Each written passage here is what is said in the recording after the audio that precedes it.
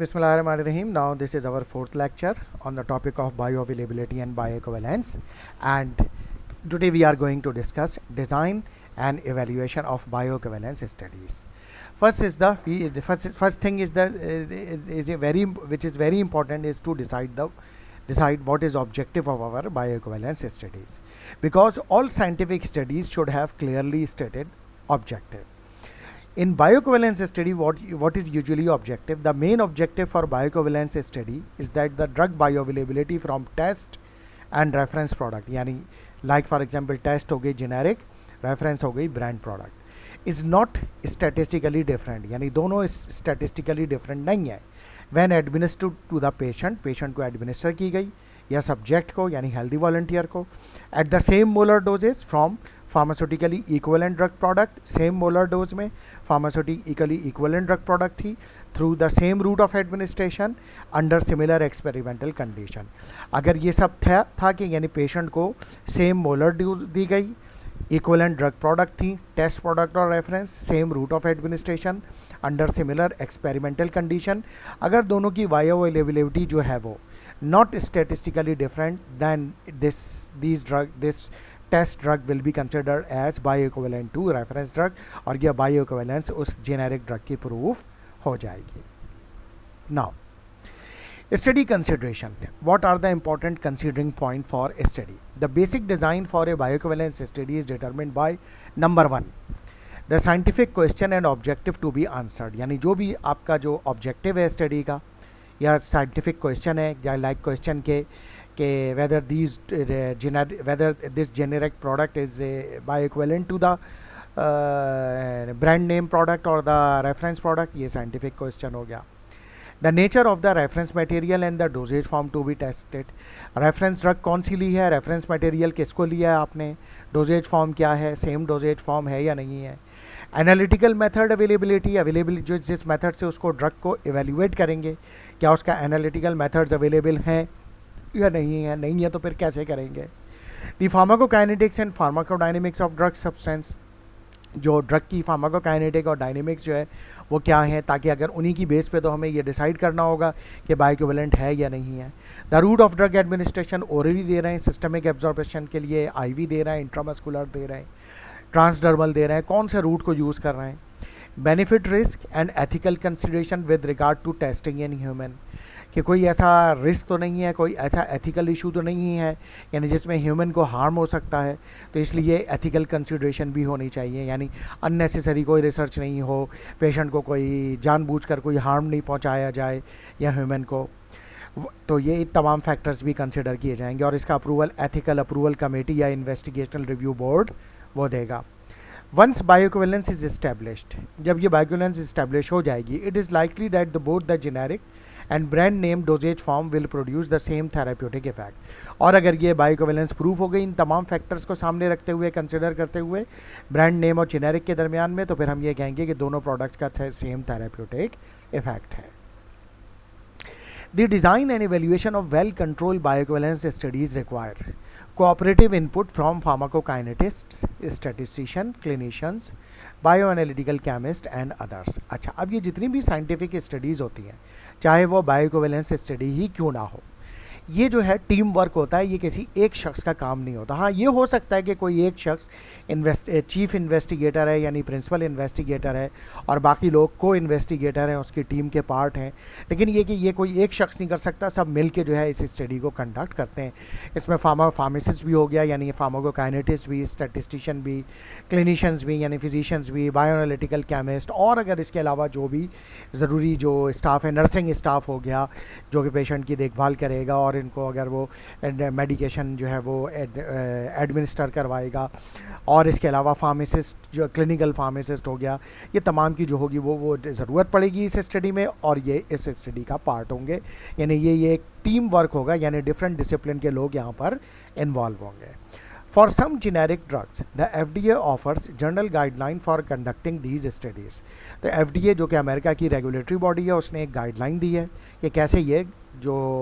बायोइक्विवेलेंस study ये conduct होनी चाहिए. For example, statistical procedure for bioequivalence studies using a standard 2 treatment cross over design is available from the FDA. आमतौर पे ज़्यादातर जो है वो यही स्टडी की जाती है, क्रॉस ओवर डिज़ाइन स्टडी। और स्टैटिस्टिकल प्रोसीजर क्या होगा बायोकोवेलेंस स्टडी करने का, कि कैसे टू ट्रीटमेंट क्या होंगी, यानी वही एक जेनेरिक प्रोडक्ट हो गई यानी टेस्ट प्रोडक्ट हो गई, और दूसरी रेफरेंस प्रोडक्ट हो गई यानी ब्रांड प्रोडक्ट हो गई। क्रॉस ओवर डिज़ाइन का मतलब ये है कि जो पेशेंट पहले टेस्ट ड्रग ले रहे थे, बाद में फिर वॉश आउट के बाद वो रेफरेंस ड्रग लेंगे, और जो रेफरेंस ड्रग ले रहे थे फिर वो बाद में टेस्ट ड्रग लेंगे। तो इस तरह से क्रॉस ओवर हो जाएगा। कैसे होगा ये अभी हम आगे डिस्कस करेंगे। इसके अलावा the publication addresses 3 specific aspects including, और जब ये स्टडी हम पब्लिश करने लेकर जाएंगे तो इनमें 3 एस्पेक्ट्स जो है वो मौजूद होने चाहिए। Logarithmic transformation of pharmaco data, यानी लॉग ट्रांसफॉर्मेशन और फार्माकोकाइनेटिक डेटा, लाइक हम जो है वो जैसे वो हम कर ही रहे होते हैं, लाइक आपने सेमी लॉग ग्राफ पेपर पर जब टाइम वर्सेस सीपी प्लॉट किया, तो सीपी जो आप प्लॉट करते हैं वो सेमी लॉग ग्राफ पेपर पे प्लॉट करते हैं। वो लॉग यानी जो है वो असल में क्या कर रहे होते हैं कि जो आपके जो सीपी की जो कंसंट्रेशन जो होती है उसको लॉग में ट्रांसफॉर्म कर लेते हैं। सीक्वेंस इफेक्ट चेक करते हैं, आउटलायर कंसिडरेशन करते हैं, ये सारे स्टैटिस्टिकल टर्म्स हैं। सीक्वेंस इफेक्ट यानी को चेक करने के लिए यही हम क्रॉस ओवर करते हैं कि यानी कहीं ऐसा तो नहीं कि पेशेंट्स की वजह से बायोइक्विवेलेंस नहीं आ रही, तो इसलिए हम क्रॉस ओवर करते हैं। आउटलायर कंसिडरेशन यानी कोई चीज़ ऐसी हो जो बिल्कुल नॉर्मल से हट के हो तो उसको आउटलायर कहते हैं। However, with the availability of such guidelines, the principal investigator should prepare a detailed protocol for the study. यानी जैसे मैंने बताया था ना कि इस स्टडी में एक जो होगा स्टडी का हेड होगा जिसको प्रिंसिपल इन्वेस्टिगेटर कहते हैं, तो वो इसका पूरा एक डॉक्यूमेंट तैयार करेगा, डिटेल डॉक्यूमेंट तैयार करेगा जिसको स्टडी प्रोटोकॉल भी कहते हैं। Some of the elements of protocol for an in vivo bioequivalence study are listed in table 16.5. कुछ इंपॉर्टेंट एलिमेंट जो है वो इस प्रोटोकॉल में जो मौजूद होने चाहिए वो बायोअवेलेबिलिटी स्टडी में या बायोइक्विवेलेंस स्टडी में वो टेबल 16.5 में मेंशन है। जैसा कि वो इस प्रोटोकॉल्स क्या हो सकते हैं, सबसे पहले वो ये कि टाइटल ऑफ स्टडी क्या है, प्रिंसिपल इन्वेस्टिगेटर कौन है, प्रोजेक्ट या प्रोटोकॉल नंबर और डेट क्या है उसकी, स्टडी ऑब्जेक्टिव क्या है, स्टडी डिज़ाइन जैसे क्रॉस ओवर है या पैरेलल है, ड्रग प्रोडक्ट टेस्ट प्रोडक्ट कौन सी है, रेफरेंस प्रोडक्ट कौन सी है, डोजेज रेजिमेंट क्या यूज़ कर रहे हैं, यानी टैबलेट है, टैबलेट वर्सेस टैबलेट है, और कैप्सूल वर्सेस कैप्सूल है, यानी क्या दोनों में टेस्ट और रेफरेंस प्रोडक्ट की डोजेज रेजिमेंट क्या है, और डोजेज रेजिमेन जो है वो किस तरीके से यूज़ कर रहे हैं, यानी उसकी जो डोजेज फॉर्म और रेजिमेन भी हो गया, यानी वो कि जैसे 3 टाइम्स डेली या वंस डेली है किस तरह से। सैम्पल कलेक्शन शेड्यूल, यानी अगर प्लाज्मा सैम्पल कलेक्ट कर रहे हैं प्लाज्मा कंसंट्रेशन चेक करने के लिए उसका शेड्यूल क्या है। हाउसिंग एंड कन्फाइनमेंट, यानी जो भी वॉल्टियर या पेशेंट इन्वॉल्व हैं जिन पे ये स्टडी कंडक्ट की जा रही है उनको कहाँ रखेंगे। फास्टिंग एंड मील शेड्यूल्स क्या होंगे उनका, यानी फास्टिंग अगर स्टडी है तो उस वक्त जो है वो कब तक फास्टिंग में रहेंगे, मील के साथ है तो फिर मील शेड्यूल क्या होगा। एनालिटिकल मेथड कौन सा है, स्पेक्ट्रोफोटोमीटर पे चेक कर रहे हैं, HPLC पे चेक कर रहे हैं, क्या है किस मेथड से कर रहे हैं। स्टडी पॉपुलेशन क्या है, सब्जेक्ट्स जैसे मैंने बताया कि हेल्दी वॉलंटियर्स हैं या पेशेंट हैं। सब्जेक्ट सिलेक्शन क्राइटेरिया क्या है, उनकी मेडिकल हिस्ट्री ली, उनका फिजिकल एग्जामिनेशन किया, लेबॉर्ट्री टेस्ट किए कि कहीं कोई प्रॉब्लम तो नहीं है उसी की, क्योंकि वो उस हमने डिफ़ाइन किए हुए होंगे इंक्लूजन और एक्सक्लूजन क्राइटेरिया में कि ये वाले पेशेंट्स जो होंगे या वॉलंटियर्स होंगे इनको हम इस स्टडी में इंक्लूड कर सकते हैं और इनको इंक्लूड नहीं कर सकते, यानी एक्सक्लूजन है। इसमें यह भी डिसाइड करना होता है कि जो पहले पेशेंट या वॉलंटियर इंक्लूजन क्राइटेरिया को फॉलो कर रहा था और हमने उसको स्टडी में इंक्लूड कर लिया, लेकिन स्टडी के दौरान कोई ऐसी चीज़ हो गई कि पेशेंट को कोई डिजीज़ हो गई या कुछ ऐसा प्रॉब्लम हो गया या इन्फेक्शन हो गया, तो फिर हमने ये डिसाइड किया कि नहीं अब इसको जो है वो एक्सक्लूड कर दिया जाए, लिहाजा वो एक्सक्लूजन क्राइटेरिया को क्वालिफाई कर रहा होगा, तो फिर हम बीच स्टडी में उस सब्जेक्ट को स्टडी से बाहर कर देंगे और उसको ट्रीटमेंट देंगे। रिस्ट्रिक्शंस एंड प्रोहिबिशंस, कोई स्टडी में रिस्ट्रिक्शंस या प्रोहिबिशंस है, लाइक फॉर एग्जांपल हमने कहा कि स्मोकिंग नहीं होगी इस दौरान, या फॉर एग्जांपल हमने कोई भी कि जैसे अगर वेस्टर्न कंट्रीज़ हैं वहाँ पे आपको पता है अल्कोहलिक्स होते हैं लोग, तो उस दौरान बता दिया कि आप अल्कोहल नहीं पी सकते। क्लिनिकल प्रोसीजर क्या होगा, डोजेज एंड ड्रग एडमिनिस्ट्रेशन कैसे करेंगे, बायोलॉजिकल सैंपल्स यानी प्लाज्मा सैंपल्स, उसकी handling procedure, activity of subjects किस हद तक होगी, एक्सरसाइज कितनी कर सकते हैं, डेली एक्टिविटी कैसी होगी, सुबह उठना जागना रेस्ट करना किस क्या टाइमिंग होंगे, डेली रूटीन क्या होंगी, वो हो गया। एथिकल कंसिड्रेशन वही बेसिक प्रिंसिपल, उनके राइट्स कैसे होंगे, इंस्टीट्यूशनल रिव्यू बोर्ड यानी एथिक्स कमेटी कौन है, जिसने ये अप्रूवल दिया है इस स्टडी का, इन्फॉर्म कंसेंट लिया है यानी पेशेंट को सब बता के या सब्जेक्ट को सब बता के उनका कंसेंट लेके उनको स्टडी में इंक्लूड किया है, ये मौजूद होना चाहिए। इंडिकेशन फॉर सब्जेक्ट विड्रॉवल, कोई पेशेंट ऐसा है जिसका विड्रॉ करना चाह रहा है तो फिर उसको क्या रीज़न है उसके उसको आइडेंटिफाई करके और फिर उसको इजाज़त देना कि ठीक है तुम विड्रॉ हो जाओ, और उसका ये राइट होता है कि वो विड्रॉ कर सके। एडवर्स रिएक्शन हो गया या कोई इमरजेंसी एलर्जिक रिएक्शन हो गया तो आपके पास क्या फैसिलिटी अवेलेबल है उसको मैनेज करने के लिए, किस फैसिलिटी में कर रहे हैं, लॉन्ग टर्म केयर फैसिलिटी है, क्लिनिक है, हॉस्पिटल है, इमरजेंसी डिपार्टमेंट ऑफ हॉस्पिटल है, कहाँ कर रहे हैं। डेटा एनालिसिस कैसे करेंगे जब ये पूरी स्टडी कंडक्ट हो जाएगी। एनालिटिकल वैलिडेशन प्रोसीजर यानी जो भी एनालिटिकल प्रोसीजर आप यूज़ कर रहे हैं मेथड वो वैलिडेटेड है या नहीं है। स्टैटिस्टिकल ट्रीटमेंट ऑफ डेटा यानी स्टैटिस्टिकल एनालिसिस कैसे किया गया। ड्रग अकाउंटेबिलिटी यानी जितनी ड्रग टेस्ट स्टडी में यूज़ हुई हैं वो उतनी ड्रग जो है वो अवेलेबल हैं, यूज़ हो गई हैं, उसके जैसे खाली रैपर या खाली कैप्सूल के खोल हो गए या अगर वाइल यूज़ किए गए तो एम्प्टी वाइल्स, ब्रोकन वाइल्स, या ये कि जो है वो ब्रोकन एम्प्यूल्स, या ये कि उसके टैबलेट के स्ट्रिप्स वो मौजूद होने चाहिए, और जो एक्स्ट्रा ड्रग थी वो मौजूद है या नहीं है, या कहीं इधर उधर तो नहीं हो गई किसी ने जैसे मार्केट में बेच ना दी हो। और इन तमाम चीज़ों में जहाँ जहाँ जिसके रेफरेंसेस होंगे वो अपेंडिक्स में उस फाइल के प्रोटोकॉल में लगे हुए होंगे। तो ये इस तरीके से जो है वो पूरा प्रोटोकॉल डिज़ाइन होगा। Now, for bioequivalence studies, the test and reference drug formulation must contain, यानी टेस्ट और रेफरेंस ड्रग बायोइक्विवेलेंस स्टडीज़ में क्या होनी चाहिए, same drug in the same dose strength, तो आमतौर पे ऐसा ही होना चाहिए, सेम ड्रग हो यानी जिनके जेनेरिक नेम सेम हो, यानी paracetamol versus paracetamol, amlodipine versus amlodipine in the same strength, यानी 5 मिलीग्राम एम्लोडिपिन वर्सेस 5 मिलीग्राम, यानी टेस्ट में भी 5 मिलीग्राम हो और रेफरेंस में भी 5 मिलीग्राम।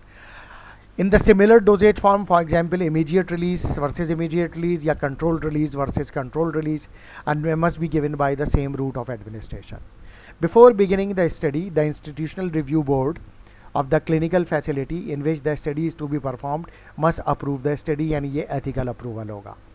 जो इनसे IRB होगी यानी institutional review board is composed of both professionals and lay person with diverse background who have clinical experience and expertise as well as sensitivity to ethical issues and community attitudes। IRB जो होगी उसमें बहुत सारे लोग होंगे यानी members होंगे उसके, उसमें professional doctors, pharmacist, nurses,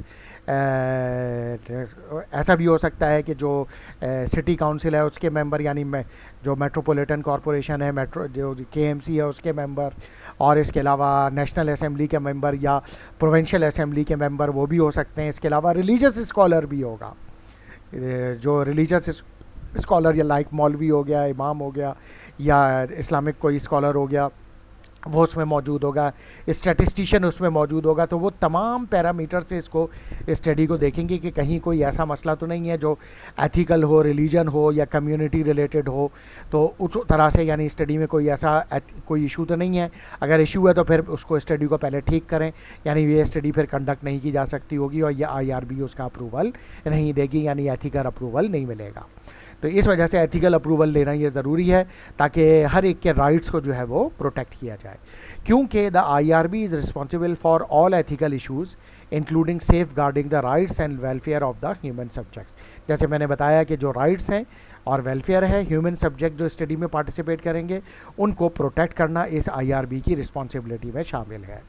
the basic guiding principal in performing studies is do not do unnecessary human research. असल में ये क्यों किया गया है, यानी ये इसका रीज़न ये है कि यानी ये IRB किस चीज़ को कंट्रोल कर रही है कि कोई अननेसेसरी ह्यूमन रिसर्च नहीं की जाए। यानी क्योंकि माजी में ऐसा होता रहा है कि एक स्टडी हो गई, रिसर्च हो गई, उससे जो रिज़ल्ट आने थे वो आ गए, तो इन्वेस्टिगेटर ने सोचा कि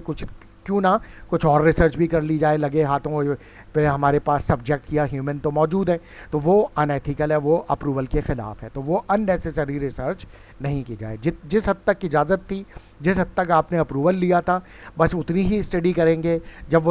वो स्टडी मुकम्मल हो जाएगी तो स्टडी ख़त्म हो जाएगी और आप अननेसेसरी रिसर्च या और एडिशनल रिसर्च उस पर नहीं कर सकते। वो सिर्फ उसी सूरत में कर सकते हैं कि आपको दोबारा IRB में अप्लाई करना होगा और बताना पड़ेगा कि यहाँ तक की रिसर्च मुकम्मल हो गई है जिसका आपने अप्रूवल दिया था, अब हम इस पर एडिशनल रिसर्च करना चाह रहे हैं, तो क्या आप इसकी इजाज़त दे रहे हैं। अगर वो इजाज़त दे दें तो फिर कंटिन्यू हो सकती है, वरना ये रिसर्च कंटिन्यू नहीं हो सकती।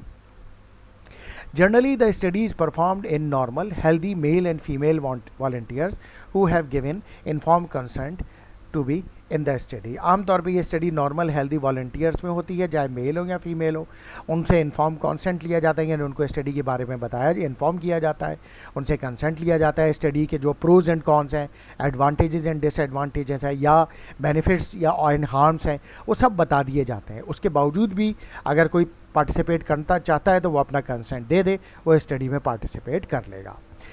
आमतौर पे critically ill patients are not included in vivo bioavailability studies. आमतौर पे क्रिटिकली इल पेशेंट को नहीं यूज़ किया जाता unless the attending physician determine that there is a potential benefit to the physician. सिवाय उस सिचुएशन के फिजिशियन ये कह दे कि नहीं ये क्रिटिकली इल पेशेंट होना चाहिए क्योंकि इसको बेनिफिट हो सकता है इस स्टडी से। The number of subjects in the study will depend on the expected inter subject and intra subject variability. उसका भी फिर एक स्टैटिस्टिकल टूल है जिसके ज़रिए फिर ये सब्जेक्ट हम मालूम करते हैं, यानी क्राइटेरिया है कि कितने इंडिविजुअल्स पे ये स्टडी होनी चाहिए। Patient selection is made according to the established criteria for inclusion in और एक्सक्लूजन फ्रॉम द स्टडी, जो कि हम वहाँ पे स्टडी प्रोटोकॉल में पढ़ चुके हैं कि जो इंक्लूजन क्राइटेरिया होगा उसकी बुनियाद पर वो पेशेंट जो होंगे वो सिलेक्ट हो जाएंगे, जो एक्सक्लूजन क्राइटेरिया पे क्वालिफाई कर रहा होगा उसको हम सिलेक्ट नहीं कर सकते। For example the study might exclude, example के तौर पे किसको एक्सक्लूड कर सकती है, any volunteer who have known allergies to the drug, यानी जो ड्रग हम यूज़ करने जा रहे हैं उससे एलर्जीज़ है, या फिर ओवरवेट है और have taken any medication within a specified period like 1 week prior to the study, तो फिर हम उसको स्टडी में शामिल नहीं करेंगे। वजह क्या है कि ओवरवेट जो होते हैं उनके क्योंकि मेटाबॉलिज्म डिफरेंट होता है, बॉडी वेट डिफरेंट होता है, तो फिर उनमें ड्रग का रिस्पॉन्स अलग होता है, इसलिए हम उसमें बायोअवेलेबिलिटी चेंज हो सकती है, इसलिए उनको नहीं लेते। कोई मेडिकेशन पहले से ली हुई है तो फिर उससे ये हो सकता है कि जो मेडिकेशन आप देंगे उसमें और पिछली मेडिकेशन में कोई इंटरेक्शन हो जाए तो उस वजह से ड्रग का सही इफेक्ट पता नहीं चल सकेगा या बायोअवेलेबिलिटी सही पता नहीं चल सकेगी, इस वजह से नहीं इंक्लूड करेंगे। मॉडरेट स्मोकर्स में be included in the studies, mild smokers, moderate smokers, heavy smokers आमतौर पर हम स्टडीज़ में एक्सक्लूड कर देते हैं, यानी एक्सक्लूजन क्राइटेरिया में डाल देते हैं। The subject generally fast for 10 to 12 hours overnight, यानी जो सब्जेक्ट सेलेक्ट हो गए फिर उनको ये इंस्ट्रक्शन दी जाएगी कि वो 10 से 12 घंटे की फास्टिंग में हो रात की, यानी कुछ भी ना खाएं पिएं। Prior to drug administration one may continue to fast for 2 to 4 hour period after dosing, यानी 10 से 12 घंटे की फास्टिंग हुई, उसके बाद फिर उनको ड्रग एडमिनिस्टर की गई, फिर उसके बाद भी 2 से 4 घंटे मजीद उनको फास्टिंग में रखा जाएगा depending upon the requirement, minimum 2 hour maximum 4 hour, और उसके बाद फिर उनको जो भी खाना पीना होगा वो दिया जाएगा। इसके बाद है रेफरेंस लिस्टेड ड्रग प्रोडक्ट, यानी रेफरेंस ड्रग क्या होती है। For bioequivalence studies of generic product, one formulation of the drug is chosen as a reference standard against which all other formulation of the drug are compared, यानी जो भी generic product है उसको compare किया जाएगा रेफरेंस स्टैंडर्ड प्रोडक्ट से, जिसको reference listed drug कह रहे हैं। The FDA designates a single reference listed drug as the standard drug product to which all generic version must shown to be bioequivalent, यानी FDA ने बता दिया है कि ये रेफरेंस लिस्टेड ड्रग कौन सी है या रेफरेंस ड्रग कौन सी है, तो जो भी जेनेरिक ड्रग कंपनी लेकर आ रही है उसको इस रेफरेंस ड्रग से बायोइक्विवेलेंट या बायोइक्विवेलेंस प्रूफ करनी पड़ेगी। For bioequivalence studies on a propose generic drug the product drug product the reference standard is reference listed drug, जैसे मैंने बताया कि रेफरेंस ड्रग क्या होगी, रेफरेंस लिस्टेड ड्रग होगी, which is listed in FDA approved drug product, जो कि FDA ने अप्रूव की होगी drug product with therapeutic equivalence, and the orange book, यानी जो इसकी जो बुक होगी रेफरेंस लिस्टेड ड्रग की RLD, उसको ऑरेंज बुक कहते हैं FDA की लैंग्वेज में। And the propose generic drug product is often referred to as the test drug product, और जो जेनेरिक प्रोडक्ट होगी जिसको कंपेयर करना है इससे रेफरेंस लिस्टेड ड्रग से, वो टेस्ट ड्रग प्रोडक्ट कहलाएगी। द RLD यानी reference listed drug is generally ये फॉर्मुलेशन करंटली मार्केटेड, यानी ये कौन सी ड्रग है जो ऑलरेडी मार्केट में मौजूद है, with a fully approved NDA, new drug application से अप्रूव हुई थी, यानी इनोवेटिव ड्रग है, for which there are valid scientific safety and efficacy data, और इसका सेफ्टी और एफिकेसी डेटा ऑलरेडी इस्टेब्लिश है, जिसकी बुनियाद पर FDA ने उसको मार्केट में लाने के लिए अप्रूवल दिया हुआ था। द RLD क्या होगी, इज यूजुअली द इनोवेटर्स और original manufacturers brand name product and is administered according to the dosages recommendation in the labeling. Like मैंने आपको सीटाग्लिप्टिन की मिसाल दी थी, मर्क शार्प एंड डोम जो कि एक कंपनी है। मर्क शार्प एंड डोम ने ये बनाई थी सीटाग्लिप्टिन सबसे पहले, जो कि इनकी ओरिजिनल प्रोडक्ट है, ब्रांड प्रोडक्ट है, इनोवेटिव प्रोडक्ट है, और ये रेफरेंस लिस्टेड ड्रग के तौर पर कंसिडर की जाती है। अब जो भी सीटाग्लिप्टिन का जेनेरिक आएगा उसको इससे सीटाग्लिप्टिन मर्क की जो है इससे बायोइक्विवेलेंस साबित करनी पड़ेगी, जिसका ब्रांड नेम जेनोविया के नाम से है। Moreover in vitro comparative resolution और drug release studies under various specific conditions are usually performed for both test and reference product before performing the in vivo bioequivalence studies. तो वो ये कह रहे हैं कि इन विवो बायोइक्विवेलेंस स्टडी जिन drug की करनी ज़रूरी है वो तो आपको करनी है, लेकिन उससे पहले इनकी इन विट्रो कंपैरेटिव डिसोल्यूशन प्रोफाइल भी करते हैं और वो भी सिमिलर आना चाहिए। अच्छा, regulatory recommendation for optimizing bioequivalence study design, यानी लाइक FDA हो गई, ये जो उसने क्या रिकमेंडेशन की हैं कि ऑप्टिमम बायोइक्विवेलेंस स्टडी डिज़ाइन क्या होगी। पहला point, the FDA list a number of recommendations to consider in designing clinical relative bioavailability studies. Relative bioavailability studies ही दरअसल बायोइक्विवेलेंस स्टडीज़ होती हैं। These recommendation include the following: use of randomize crossover design whenever possible, यानी कोशिश की जाए randomise crossover design किया जाए। क्रॉसओवर क्या होता है और रेंडमाइजेशन क्या होती है? रेंडमाइजेशन ये होती है कि एक रैंडम नंबर के ज़रिए जो होंगे वो सब्जेक्ट सिलेक्ट होंगे, यानी ना मेरी मर्ज़ी से, ना पेशेंट की मर्ज़ी से, ना रिसर्चर की मर्ज़ी से, ना प्रिंसिपल इन्वेस्टिगेटर की मर्ज़ी से। तो वो एक रैंडम नंबर कंप्यूटर या कैलकुलेटर जनरेट करेगा, जिसकी जो है वो जो पेशेंट होंगे वो सिलेक्ट होंगे, कुछ टेस्ट ड्रग में चले जाएंगे, कुछ रेफरेंस ड्रग में चले जाएंगे। और फिर क्रॉसओवर डिज़ाइन होगा, यानी जो पेशेंट पहले एक टेस्ट ले रहे थे वो फिर बाद में क्रॉसओवर करके रेफरेंस पे चले जाएंगे, और जो पहले रेफरेंस ले रहे थे वो टेस्ट ड्रग पे चले जाएंगे। बीच में वॉश आउट पीरियड देना ज़रूरी है, यानी जिसमें test drug completely wash out हो जाए और फिर वो रेफरेंस लेंगे, और जो रेफरेंस ड्रग वाले होंगे उनका वॉश आउट पीरियड में उनकी रेफरेंस ड्रग कम्प्लीटली बॉडी से एलिमिनेट हो जाएगी और फिर वो टेस्ट ड्रग पर आ जाएंगे। इसके अलावा enrolling both male and female subjects whenever possible, ताकि जो जेंडर रिलेटेड डिफरेंसेस हैं वो वाजे रहें। Administering single dosages rather than multiple dosages, कोशिश की जाए सिंगल डोज पे ही की जाए बजाय मल्टीपल डोजेज के। As the single dose studies are more sensitive although multiple dose studies may be more suitable in some cases, यानी जहाँ ज़रूरत हो वहाँ पे मल्टीपल डोजेज भी दी जा सकती हैं। Conducting the studies under fasting and fat condition, दोनों कंडीशन में, यानी एम्प्टी स्टमक में भी ड्रग की बायोअवेलेबिलिटी चेक करनी है और फूड के साथ भी, यानी फैट कंडीशन में भी। Measuring the parent drug rather than the metabolite, कोशिश करें पेरेंट ड्रग का डिटरमिन करने की rather than metabolite. Unless the parent drug can not be reliably measured, अगर पेरेंट ड्रग मेजर नहीं हो सकती तो फिर उसके मेटाबोलाइट भी डिटरमिन किए जा सकते हैं। Presystemically form metabolites that contribute meaningfully to safety and efficacy should also be measured, यानी प्री सिस्टमिकली, यानी जो प्री सिस्टमिक मेटाबॉलिज्म हो रहा है उससे जो मेटाबोलाइट बन रहे हैं तो वो भी जो है सेफ्टी और एफिकेसी के लिए इम्पॉर्टेंट है, तो उनको भी मेजर किया जाए।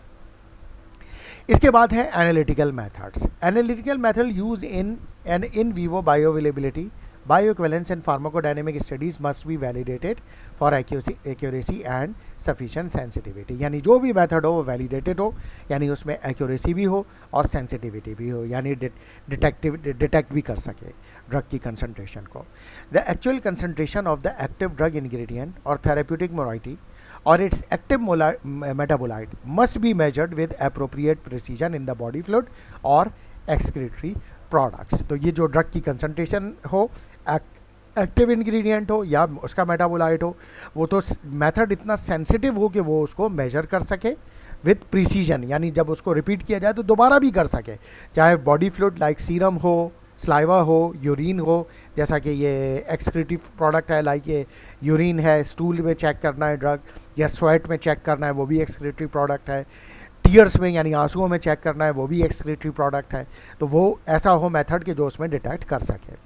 The analytical method for measurement of the drug must be validated, इसलिए ये सारा मेथड वैलिडेटेड हो। किस चीज़ के लिए? एक्यूरेसी के लिए, यानी एक्यूरेट हो, प्रिसाइज हो, यानी रिपीटेबल हो, रिप्रोड्यूसेबल हो, सेंसिटिव हो, स्पेसिफिसिटी हो उसमें, यानी उस स्पेसिफिक ड्रग को डिटरमिन कर सके, और उसमें रोबस्टनेस हो। रोबस्टनेस का मतलब ये है कि अगर हम मेथड में कोई माइनर चेंजेस करें तब भी वो वही रिजल्ट दे और उसी तरह से ड्रग को डिटेक्ट करे एक्यूरेटली और प्रिसाइजली जिस तरह से वो डिटेक्ट कर रहा है।